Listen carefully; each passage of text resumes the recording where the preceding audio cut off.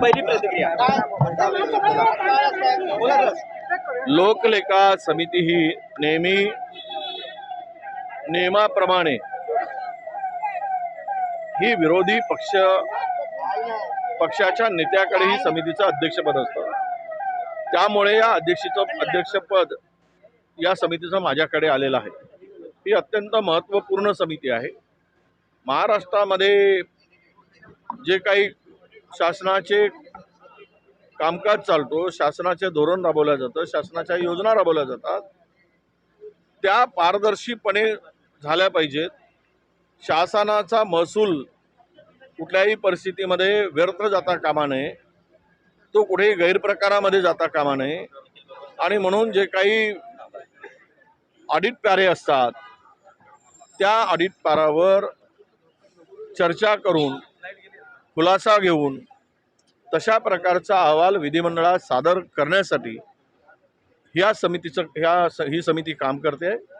आणि मला निश्चितपणे मी सांगेल की यावर व्यापक काम करायची संधी या समितीच्या अध्यक्षाच्या माध्यमातून मला मिळाली आहे. महाराष्ट्रामध्ये नियमबाह्य जी काही कामं झाली असतील, केल्या गेली असतील, त्यामध्ये ऑडिटच्या पॅरामध्ये त्याचा उल्लेख झाला असेल तर त्याचं निरसन करणं किंवा त्यामध्ये झालेल्या चुका कशामुळे झाल्यात, कोणामुळे झाल्यात, कोण जबाबदार, ही सर्व माहिती घेऊन सभागृहापुढे जाणं हा काम आम्ही निश्चितपणे प्रामाणिकपणे पार पाडू.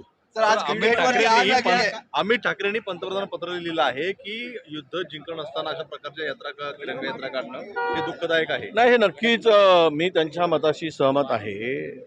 एक गोष्ट लक्षात घेतली पाहिजे की युद्धबंदी म्हणजे विजय नव्हे.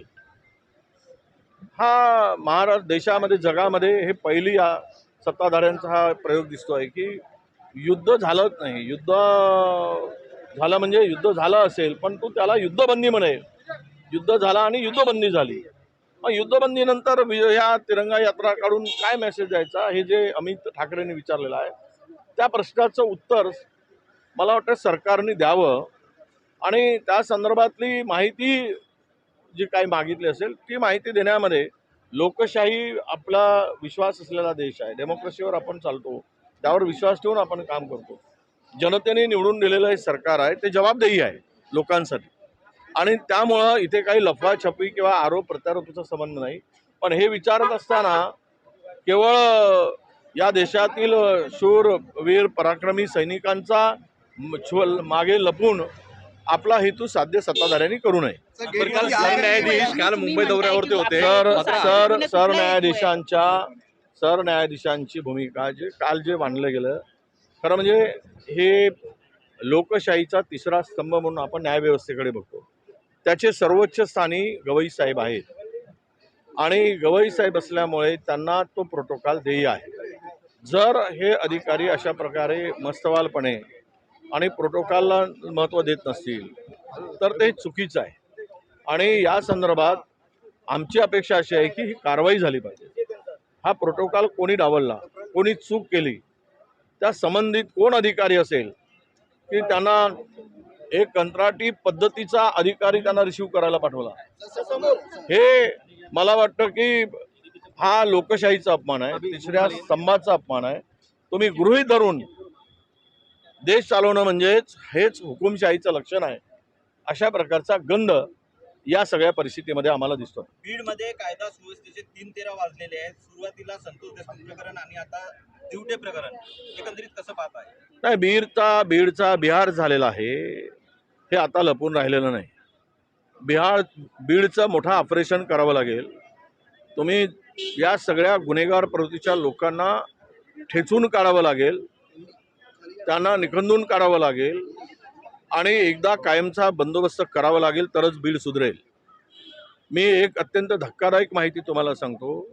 15 दिवसापूर्वी की 8 दिवसापूर्वी आपल्या जॉईन झालेल्या कलेक्टरनी सुद्धा मुख्यमंत्र्यांना पत्र लिहून माझी बदली बीडमधून बाहेर करा अशी माहिती आमच्याकडे आहे. म्हणजेच बीड सुरक्षित आहे का? प्रशासकीय दृष्ट्या सर्वोच्च अधिकाऱ्यांना सुद्धा सुरक्षितता वाटत नसेल तर बीड कुठल्या स्तरावर गेलेला आहे, बीडची काय अधोगती आहे, बीडची कायदा सुव्यवस्थेची किती धिंडवडे निघाले आहेत हे यावरून दिसते आहे.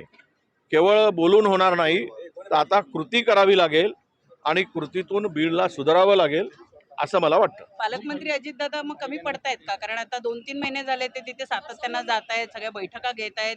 मग तिथला कायदा सुव्यवस्था सुधारण्यामध्ये ते अपयशी ठरतायत का? नाही, आता ह्या झालेल्या घटनावरून एका पालकमंत्र्याला अजितदादांनी दिलं म्हणून दोष देण्यात अर्थ नाही, तर याला दोषी सरकारच आहे. सरकारच्या सर्व यंत्रणा आहे, ज्या ज्या योजना ज्या ज्या गोष्टी त्या ठिकाणी राबवल्या जातात.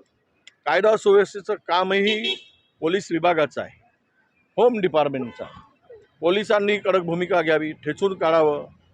मुख्यमंत्र्यांनी सांगितलं आहे की आम्ही ठेचून काढू, तर मग आता रोखलं कोण आहे, थांबवलं कोण आहे?